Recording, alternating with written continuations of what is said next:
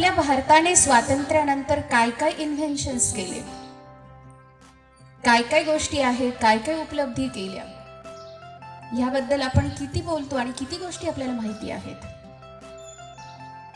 पण ह्या जागेवर आपल्या देशात काय काय नाहीये हे जर कुणाला विचारायचं झालं, हा जर प्रश्न विचारला, तर आपण खूप साऱ्या गोष्टी सांगू शकतो की माझ्या भारतात काय काय नाहीये आणि काय काय असायला हवंय.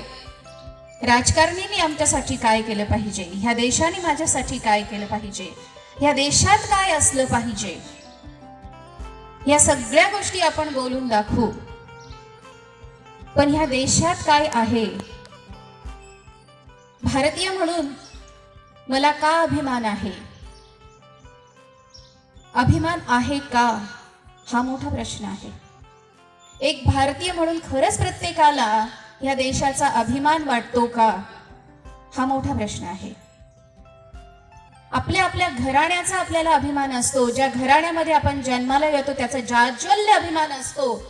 पण ज्या देशात मी जन्माला आलेलो आहे त्या देशाचा खरंच मला अभिमान आहे का, आणि अभिमान असेल तर मी माझ्या देशाची जबाबदारी उचलली आहे का. हा देश माझा आहे आणि ह्या देशाची जर काही प्रोग्रेस करायची असेल, ह्या देशामध्ये जर तो सुजलाम सुफलाम देश परत आणायचा असेल, तर मी माझ्या देशाची जबाबदारी उचललेली आहे का. एक नागरिक म्हणून मी किती कॉन्ट्रीब्यूट करत आहे, एक भारतीय म्हणून मी किती स्वतःची माझ्या देशाची जबाबदारी घेतलेली आहे. ह्या देशात ज्या काही घटना घडत आहेत त्याला मी जबाबदार आहे, एक नागरिक म्हणून माझं कर्तव्य आहे. हे प्रत्येक जण जेव्हा ठरवायला जाईल त्यावेळेला आपणच सगळं चेंज करू शकणार आहोत. ह्या देशाबद्दल प्रेम व्यक्त करणं, कारण प्रेमामध्ये खूप मोठी ताकद आहे. प्रत्येक गोष्टीबद्दल जिथं जिथं हात लागेल ती गोष्ट माझ्या देशाची आहे आणि त्या गोष्टीबद्दल माझं प्रेम आहे. म्हणून ह्या देशात घडणाऱ्या प्रत्येक गोष्टीसाठी मी जर जबाबदार आहे, चांगल्या आणि वाईट हे प्रत्येकाने ठरवलं तर हा देश आपण बदलू शकतो, या देशाचं चित्र बदलू शकतो. अनेक जण जे आहेत ते अगदी जसं हक्क असण्यासारखं भारताला नावं ठेवत असतात. काय अधिकार आहे तुम्हाला, काय कॉन्ट्रीब्युशन आहे तुमचं ह्या देशाप्रती, काय करताय तुम्ही हा देश बदलण्यासाठी. राजकारण्यांनी माझ्या लाईफमध्ये चेंजेस आणले पाहिजे. राजकारणी कसे या देशाला लुटून खात आहेत, कोणीच त्यांना परवानगी दिली आहे. ह्या सगळी जी सिस्टीम बिघडली, कोणी परवानगी दिली, आपण. कारण आपण आपल्या देशाची जबाबदारी उचलली नाही आहे. एक भारतीय म्हणून मी जबाबदारी उचलली नाहीये. या जागेवर जेव्हा आपण या देशावर प्रेम करायला लागू, या देशाच्या प्रत्येक गोष्टीवर मी प्रेम करायला लागेल. ह्या देशात वाहणारी बस असेल, सार्वजनिक बस जी लोकांना घेऊन जाते, ती माझी जबाबदारी, ती माझी प्रॉपर्टी आहे, माझ्या देशाची प्रॉपर्टी म्हणून माझी प्रॉपर्टी असं जर समजायला गेले तर विनाकारण ती त्या गाडीची तोडफोड कोणी करणार नाही. ह्या देशातले रस्ते ही माझी प्रॉपर्टी आहे, एक भारतीय म्हणून ती माझी प्रॉपर्टी आहे. विनाकारण कोणी रस्ते खोदायला जाणार नाहीये. जे कॉन्ट्रॅक्टर आहे ते जर समजले ह्या देशाचा रस्ता हा मी बनवतोय, माझ्या देशाचा आहे, तो विनाकारण तिथे भेसळ होणार नाहीये, क्वालिटी काम होईल. आपण दुसऱ्या देशात गेल्यानंतर त्यांच्या देशाची वाहवा करतो आणि आपल्या देशाला राजरोस आपण नावं ठेवतो. बघा इथं किती शिस्त, इथं कोणी थुंकत नाहीये. तुमच्या देशाला कोणी दिली परवानगी तुम्हाला थुंकण्याची. जर माझी जबाबदारी म्हणून जर मी हे स्वीकारलं, ही माझा देश खराब होऊ नये ही माझी जबाबदारी आहे. कारण तुम्ही प्रेमच करत नाहीत, रस्त्यावर येऊन थुंकतो का, रस्ता सार्वजनिक आहे, ते सुद्धा तुम्ही शिस्त पाळायला लागाल. जसं बाहेरच्या देशात आपण शिस्त पाळतो, आपल्या देशात आपण का नाही हे करत, कारण ह्याला आपण माझं समजलंच नाही, ते प्रेम व्यक्त करायला समजलं नाही, ती जबाबदारी स्वीकारायला समजलं नाही. आणि ही जर आपण स्वीकारायची ठरली तर आपण लोकांना नावं नाही ठेवणार, आपण स्वतःतले दोष शोधू. आणि जेव्हा तुम्हाला स्वतःतले दोष सापडतील आपोआप आपण प्रत्येक गोष्टीची जबाबदारी स्वीकारायला लागू.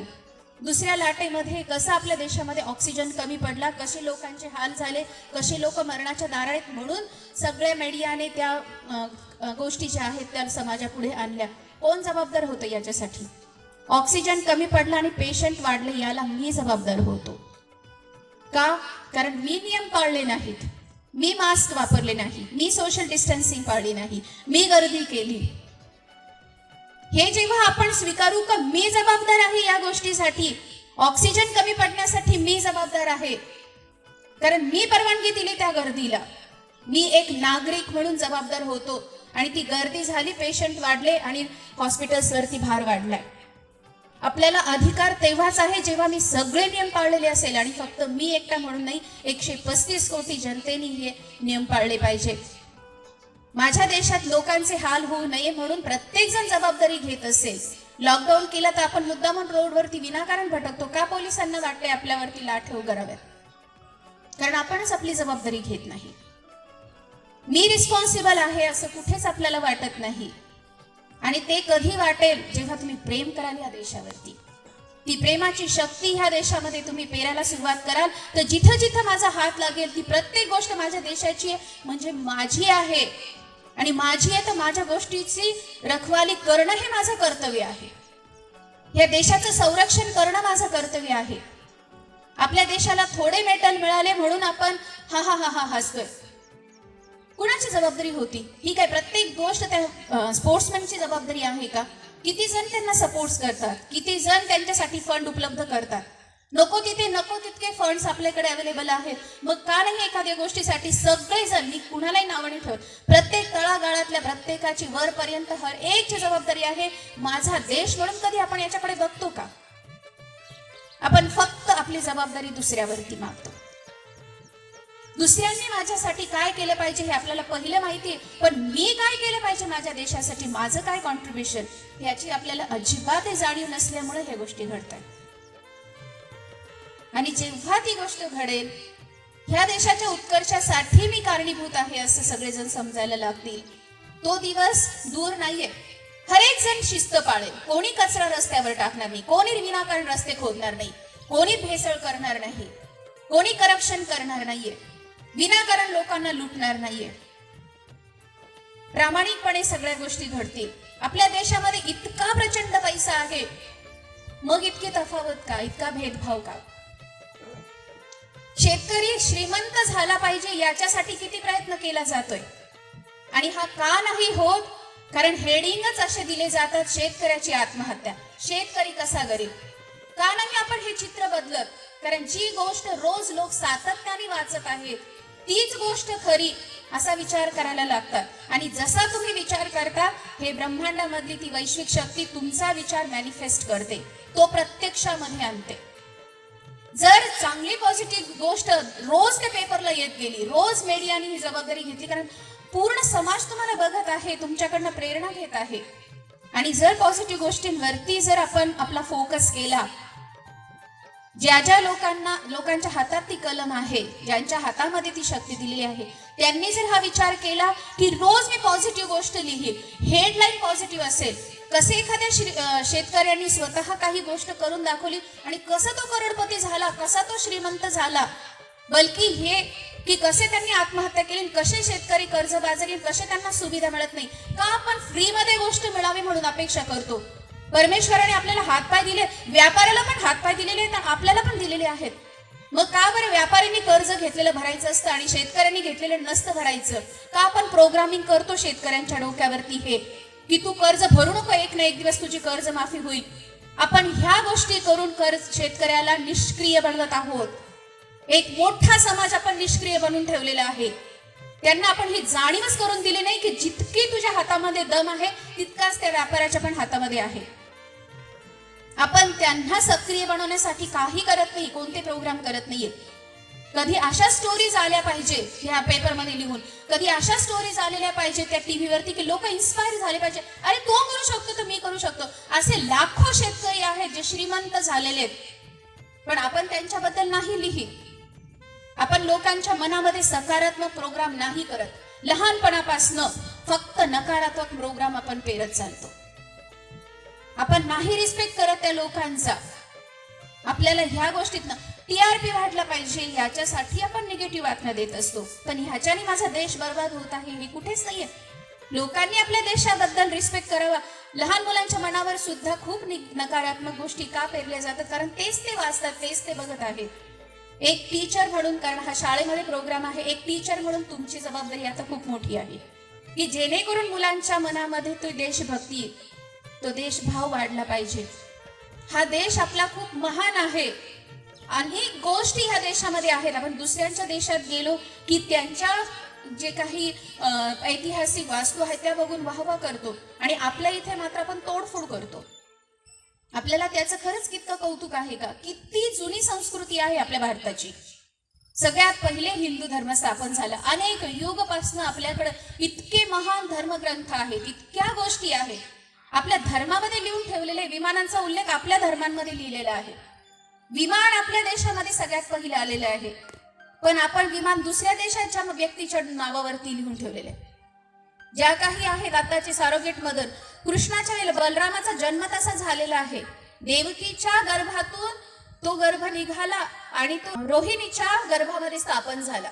इथून देवकीच्या गर्भातनं 8व्या महिन्यामध्ये तो गर्भ निघून तो रोहिणीच्या गर्भामध्ये स्थापन झाला. सरोगेट मदर नाही तर काय आहे ते, त्यावेळेस त्याचा उल्लेख आहे. आपण जे म्हणतो आहे की कुंतीला 5 पुत्र झाले वेगवेगळ्या देवांकडून. हे काय आहे? हे कसलं इन्व्हेन्शन आहे? आणि आज आपण इन्व्हेन्शन म्हणून दुसऱ्यांच्या नावावरती त्याचं सगळं क्रेडिट देतोय. What about our nation? आपल्या देशाबद्दल काय? आपल्या देशात ह्या गोष्टी अनेक वर्षापूर्वी झाल्यात, पण आपल्याला त्याचं कौतुकच नाही. कारण आपल्या देशाचं कौतुक करायचं असतं हा प्रोग्रामच आपल्या डोक्यात कधी कोणी घातला नाही. आणि म्हणून आपण कंटिन्यू नावं ठेवत आहोत. फक्त 15 ऑगस्ट आणि 26 जानेवारी हे 2 दिवस असे ज्यावेळेस अचानक आपल्याला जाज्वल्य अभिमान येऊन जातो आपल्या देशाचा. आणि इतर दिवशी काय? फक्त सिस्टीमला नावं ठेवायची, लोकांना नावं ठेवायची. लोक कसे जबाबदार आहे माझ्या बर्बादीसाठी किंवा माझ्या ह्याच्यासाठी याच्यासाठी. हॉस्पिटलवरती ताण आला, ऑक्सिजन कमी झाला, कसं केंद्र सरकार आणि बाकी राज्य सरकारने कशा गोष्टी केल्या. आला कुठून? झाडं तोडली तेव्हा लक्षात नाही आलं ऑक्सिजन संपू शकतो. नॅचरली जो ऑक्सिजन मिळत होता तो आपण संपवून टाकला. निर्दयीपणे झाडं तोडत होतो, कॉन्क्रीटचे जंगल उभी करत होतो, त्यावेळेस लक्षात नाही आलं ऑक्सिजन संपेल कधीतरी आपल्या देशातला.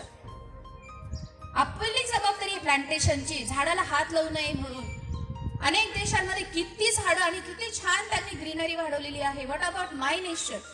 मी माझ्या देशात हे करत आहे का?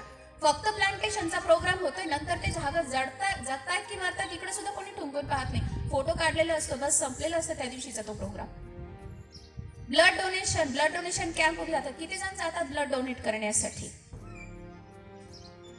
आपण फक्त सगळ्या ज्या गोष्टी करतो ना दुसऱ्यांनी केल्या पाहिजे म्हणून अपेक्षित करतो. मी माझी जबाबदारी नाही उचलत. आणि इथून पुढे जर मी माझी जबाबदारी उचलली, एक भारतीय म्हणून माझे कर्तव्य ओळखलं आणि ह्या देशावर प्रेम करायला सुरुवात केली, कारण प्रेमामध्ये खूप मोठी ताकद आहे, खूप मोठी शक्ती. ज्या ज्या गोष्टीवर तुम्ही प्रेम करायला लागाल या देशाच्या, त्या गोष्टीला असं बर्बाद नाही होऊ देणार. ह्या देशातला प्रत्येक नागरिक ही माझी जबाबदारी आहे. त्या शेतकऱ्यावर मी प्रेम करायला लागेल, त्या शेतकऱ्याची कशी अपलिफ्टमेंट होईल, तो कसा प्रगतशील होईल याकडे मी लक्ष द्यायला लागेल. या धर्तीवर मी प्रेम करायला लागेल. अरे इथून खाल्लेलं अन्न माझं शरीर पोषत आहे. आज मी जे काही घडले इथून उगवणाऱ्या अन्नामुळे घडलेलं आहे. ही मातृभूमी माझ्यासाठी अन्न जे आहे ते तयार करत आहे, तिचा मी रिस्पेक्ट करायला लागेल. मग त्या मातृभूमीला विनाकारण फर्टिलायझर टाकून, विनाकारण नको त्या गोष्टी टाकून मी खराब पण नाही करणार. मला पैसा मिळतोय म्हणून विनाकारणचे केमिकल मी तिथे टाकणार नाही. कुठेतरी माझ्या मनामध्ये तो भाव येईल, हे अन्न खाल्ल्यानंतर माझा भारतीय बांधव आजारी पडेल का? त्याला काही आजार तर नाही होणार आहे. किती केमिकल युक्त आपण खातो आहोत, विचार करा थोडा. आपण केळी सुद्धा पिकवतो ती नॅचरली नाही, त्यातही केमिकल घालतो. आंबे पिकवतो तेही नॅचरली नाही, त्यातही केमिकल घालतो. खायचं कसं, जगायचं कसं? आणि आपण प्राऊडली सांगतो. दुसऱ्या देशामध्ये मात्र ना बिलकुलही हा असं चालत नाही. रेसिड्यू फ्री फूड लागतं त्यांना. का? ते माणसं आहेत आणि आपल्याला काही फरक पडत नाही. भारतात नाही हो, भारतात सगळं चालतं. दुसऱ्या देशात मात्र रेसिड्यू फ्री फूड द्यावं लागतं. त्यांना ते चालत नाही म्हणून तुम्ही तिकडं ते चांगलं पाठवता. आपलेच देशवासी असतात ते. मग का नाही तुम्ही तुमच्याच भारतीय बांधवाची काळजी घेत? का नाही तुम्ही थोडं तरी एथिक जपत? का नाही तुम्ही दुसऱ्याच्या जीवाचा विचार करत? अरे हेही तुमचीच लोक आहेत ना. हे एक ना एक दिवस मरतील ना ते खाऊन. ही धरती जी काही गोष्टी उत्पन्न करण्याच्या लायक सुद्धा राहणार नाही ते केमिकल घालून. का नाही विचार करत आपण हा? मी एक शेतकरी म्हणून माझी जबाबदारी आहे. कुठेतरी हे कार्मिक अकाउंट मध्ये सुद्धा तुमच्या नोंद होतीये. नकळत तुम्ही जबाबदार होता लोकांच्या आजारपणासाठी, लोकांच्या मृत्यूसाठी. या धरतीच्या सकसपणा कमी करण्यासाठी. विचार करा, माझी जबाबदारी काय, एक देशवासी म्हणून, एक भारतीय म्हणून माझी जबाबदारी काय, मी काय पेरत आहे, माझी जबाबदारी काय.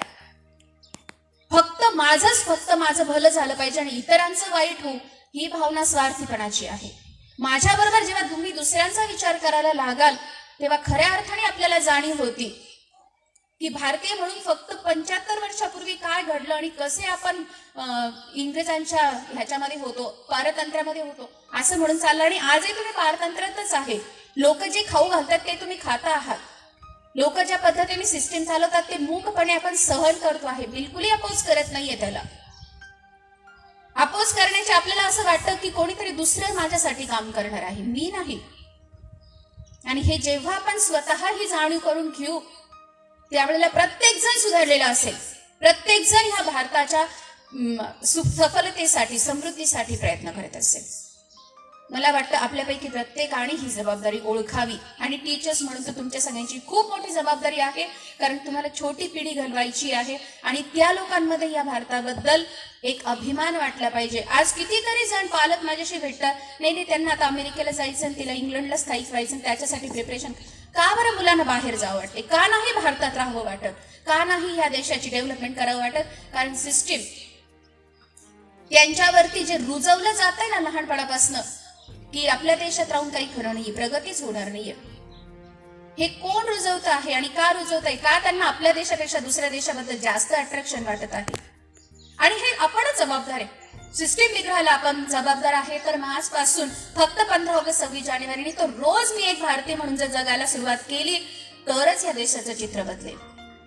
तरच आपण प्राऊडली सांगू शकतो 365 दिवस की मी भारतीय आहे. फक्त 2 दिवस मग आपल्याला गरजच नाही गोष्टींची वाहवा आणि कौतुक करण्याची. मी रोज भारतीय असेल, मी रोज भारतीय म्हणून जबाबदारी उचललेली असेल, मी रोज माझ्या भारताच्या डेव्हलपमेंटमध्ये कॉन्ट्रीब्युशन केलेलं असेल. आणि मला वाटतं आपण सगळेजण तितके समंजस आहोत, सुजान आहोत की आपल्या देशाची जबाबदारी आपण उचलू शकतो. रोज लिहून ठेवा, आज देशाच्या कॉन्ट्रीब्युशन, प्रगतीसाठी माझं कॉन्ट्रीब्युशन काय होतं, मी काय केलं. रोज लिहा, स्वतःला अकाउंटेबल राहा. हा देश ज्याच्यामध्ये सोन्याचा धूर निघत होता, सोन्याची चिडिया आपण म्हणतो इथं होती, गेलं ते सौंदर्य असं म्हणू नये, आपण परत येऊ शकतो. कारण फिनिक्स पक्षाचं उदाहरण डोक्यात घ्या. राखेमधून तो परत वरती उचलला गेलेला आहे.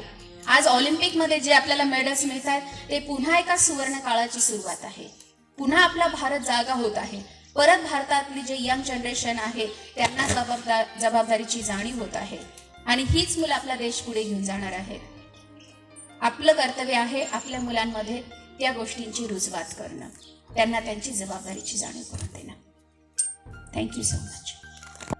Hello everyone, my name is Asmi and my name is Jidnyasa. If you like our program, then please like and share. And don't forget to subscribe our channel Strawberry English Medium School. Thank you.